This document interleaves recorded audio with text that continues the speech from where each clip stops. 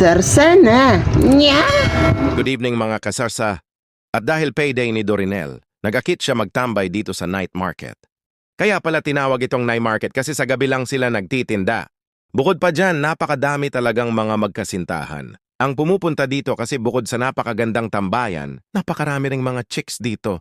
Mabibiling pagkain pala. Sa halagang 100 piso mo na budget, marami ka nang makakain na pagkain dito.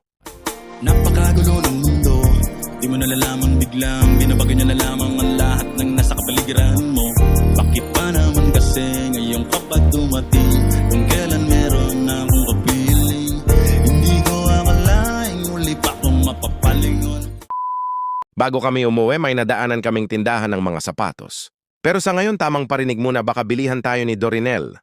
Sa mga gusto pumunta dyan, dito lang yan sa Santiago, Malvar, Batangas. Ano pang inaantay nyo? Sarsana. Nya!